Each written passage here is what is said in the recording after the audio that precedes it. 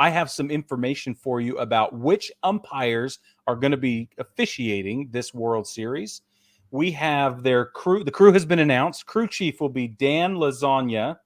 Then he will be back to... That's an I. I think it's Ayazong. No, I don't know. it's not anymore. It's Now it's lasagna Lasagna. Get over it.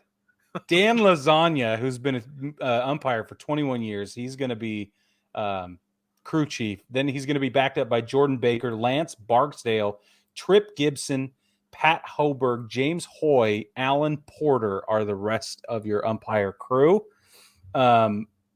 Brad brought this up. This is the youngest umpiring crew according in to a the World Washington Series. Post. They didn't. Well, they said in recent memory. I don't know what that means. They didn't give any exact numbers because they're like, it just seems like it's been a really long time since we've had a crew this young.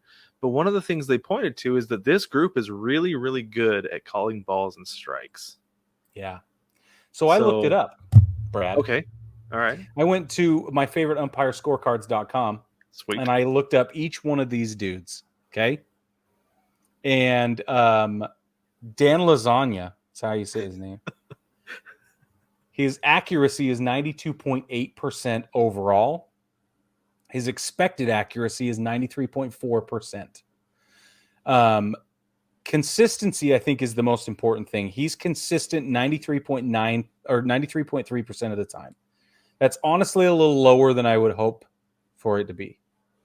But that's the way it goes. He does offer about a half a run per game, either direction. But if he's not going to take away runs from a team on average, but he will, a half a run will result from his calls behind the plate. His impact per call, I thought this was a really interesting statistic. So the number of runs that might be impacted by his plate calls is 0.13 overall. Wow. Per call. Not that's per game. call. Per call. Ooh. Yeah. It's really, and that's how you get to the half a run. Okay. That's really interesting. Okay, let's move on. I'm in no particular order. Alan Porter's consistency, 93.2%. He is going to give you approximately 0.4 runs per game and 0.14 runs of impact per call. He's at 94.3% accuracy, expected to be 92.8. So Jordan Baker, consistently 93.6% consistency. He's going to also give you about 4.4 runs a game. He has the same statistic on leverage as the other guy. Lance Barksdale, 94.5% accuracy. Consistency is 93.3%. And about a half a run in favor as well. So that's pretty interesting. Then you've got 95.4 for Pat Hoberg. That's his overall accuracy. I like that. Consistency is a little bit low, though. He's 94.3% consistent.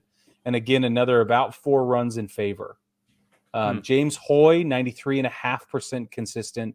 And Trip Gibson is 94.2% consistency overall. I thought that was pretty worthwhile information just going into this.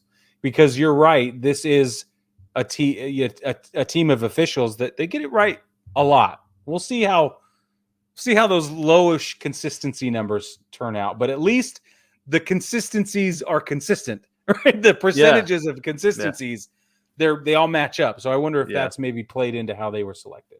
Maybe. I don't know. It'll be interesting to see, though, because what was it, last year or 2 years ago that we were like, did they like sneak in and robo umps and not tell anybody? Because there were a few umpires who were really, really, really good behind the plate. Yeah.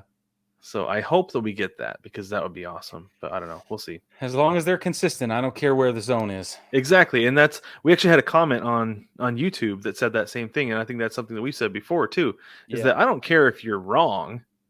You can call strikes out of the zone, balls in the zone, whatever. But make sure it's consistent. Don't shift the zone. Don't shift the zone. Exactly. If you're going to call it 6 inches off the plate, call it 6 inches off the plate all game long. That's all I care about.